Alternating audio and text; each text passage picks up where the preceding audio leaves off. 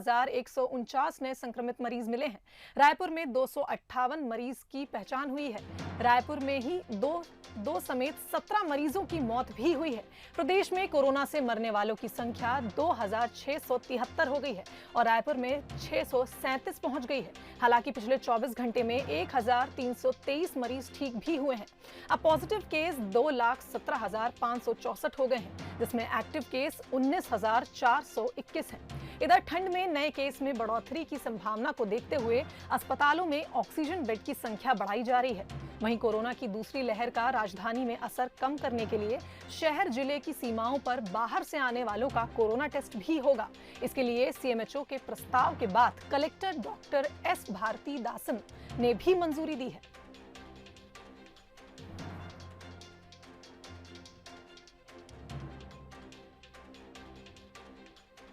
तो छत्तीसगढ़ में कोरोना की दूसरी लहर का असर देखने को मिल रहा है और वहीं कहा जा रहा है कि ठंड में नए केस में बढ़ोतरी आ सकती है, जिसके लिए तमाम इंतजाम शुरू हो गए हैं। ऑक्सीजन बेड की संख्या बढ़ाई जा रही है और वहीं दूसरी लहर के चलते शहर जिले की सीमाओं पर बाहर से आने वालों का कोरोना टेस्ट भी किया जाएगा। तो सरकार एक्शन ले रही है क्योंकि दूसरी लहर आने वाली है कोरोना की। ऐसे में संक्रमितों का जो आंकड़ा है वो लगातार 3 दिन में बढ़ता नजर आया, जिसके बाद अब ऐसा कहा जा रहा है कि ठंड में नए केस में बढ़ोतरी हो सकती है, जिसके चलते तमाम तैयारियां की जा रही हैं।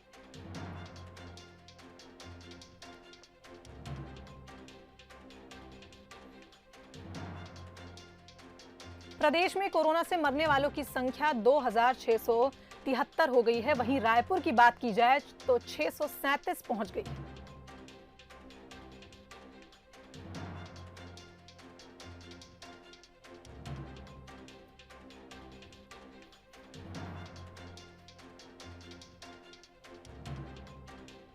तो प्रदेश में गुरुवार को कोरोना के 2,149 नए संक्रमित मरीज मिले और अब छत्तीसगढ़ सरकार पूरी तरह तैयारी में जुट गई है, क्योंकि कहा जा रहा है कि छत्तीसगढ़ में कोरोना की दूसरी लहर का असर देखने को मिल रहा है। पिछले 3 दिन में संक्रमितों का आंकड़ा लगातार बढ़ता नजर आ रहा है।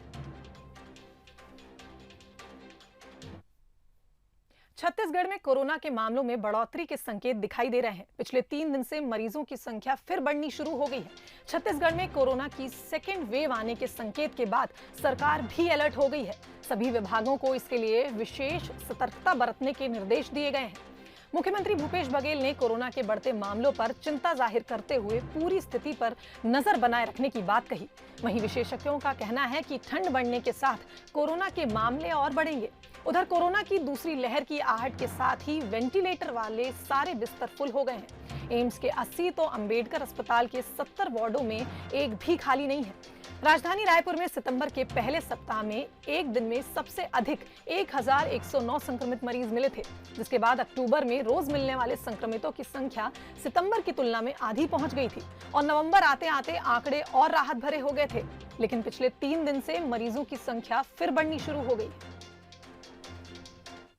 देखिए, छत्तीसगढ़ में भी अभी वो स्थिति तो नहीं है जो दिल्ली में या दूसरे जगह सुनाई पड़ रहा है, लेकिन हम लोग लगातार नज़र बनाए हुए हैं कि यहाँ जो स्थिति है उसमें नज़र बनाए हुए हैं ताकि कोई यदि कोरोना बढ़ता है तो उसे हम निपट सकें।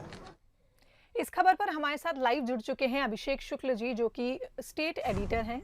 अभिषेक शुक्ल जी, आपसे जानना चाहूंगी कि कोरोना की दूसरी लहर आने वाली है छत्तीसगढ़ में और उसके कुछ असर देखने को भी मिल रहे हैं। ऐसे में सरकार अब क्या एक्शन प्लान बनाने वाली है?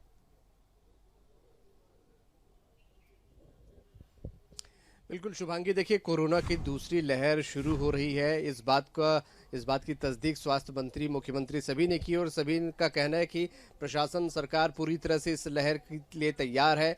पूरी तैयारियां कर ली गई हैं, हॉस्पिटल्स में भी तैयारियां कर ली गई हैं। आम लोगों को जागरूक करने के लिए एक बार फिर से अभियान चलाया जा रहा है। मास्क पहनने के लिए फिर से सबको प्रेरित किया जा रहा है। ट्रैफिक पुलिस इस बात को लेकर एक बार फिर से अभियान छेड़ चुकी है कि लोग मास्क पहन रहे हैं या नहीं, सोशल डिस्टेंस बराबर रखा जा रहा है या नहीं, क्योंकि आंकड़ों में लगातार वृद्धि पिछले 3-4 दिनों में देखी गई है। कल भी 2000 से ज्यादा आंकड़े आए थे। और राजधानी रायपुर और रायगढ़ जैसी जगहों में एक बार फिर से तेजी से पॉजिटिव मरीजों की संख्या में उछाल आया है।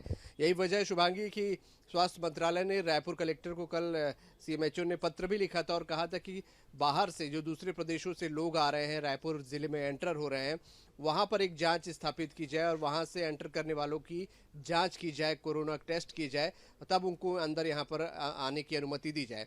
तो सरकार और प्रशासन अपनी तरफ से तैयारियां कर रहे हैं। लोगों को भी जागरूक किया जा रहा है। जो थोड़ी लापरवाही त्योहार की वजह से बीच में बढ़ गई थी, उसी का नतीजा है कि लगातार ये पॉजिटिव मरीजों की संख्या बढ़ती चली जा रही है। आने वाले समय में प्रशासन का कहना है कि वो पूरी तरह से तैयार है और एक बार फिर से एक्शन मोड में आ गया है। देख रहे हैं शुभांगी आने वाले वक्त में किस तरीके से कंट्रोल किया जाता है, आम लोग कितने अवेयर इस पूरे मसले को लेकर हो पाते हैं, क्योंकि आम लोगों में जो लापरवाही आ गई थी कोरोना के मामले घटने से, उसी का नतीजा है कि एक बार फिर से मरीजों की संख्या में इजाफा देखने को मिल रहा है। वरना एक समय काफ़ी कंट्रोल वाली स्थिति हो गई थी। दूसरी लहर आ चुकी साफ तौर पे और प्रशासन और सरकार का कहना तो है कि वो अलर्ट है और देखना है आने वाले समय में टेस्टिंग की संख्या बढ़ती तो ये आंकड़े और कहां तक पहुंचते हैं। शुभांगी, हालांकि मौतों की संख्या में कमी नहीं आई है, यहाँ पर पॉजिटिव मरीजों की संख्या जरूर कम हुई थी, लेकिन मौतों का आंकड़ा लगातार बना हुआ है, 10 से ऊपर बना हुआ है। कल भी 14 लगभग मौतें यहाँ पर हुई हैं।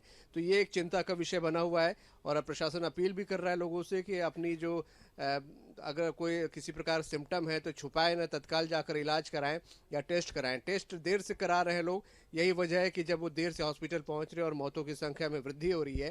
तो यही कुछ जागरूकता अभियान है जो प्रशासन अब, क्योंकि संख्या एक बार फिर से बहुत तेजी से ऊपर बढ़ती दिख रही है।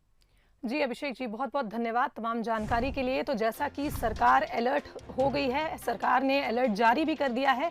लोगों की लापरवाही बढ़ती जा रही थी, जिसके चलते कोरोना की दूसरी लहर का जो असर है वो देखने को मिल रहा है। लोगों को लग रहा था कोरोना चला गया है, लेकिन कोरोना गया नहीं है, अब उसकी दूसरी लहर आने को है। ऐसे में हमें लापरवाही नहीं करनी है और कोरोना गाइडलाइंस का पालन करना है, क्योंकि संक्रमितों का आंकड़ा लगातार बढ़ता जा रहा है।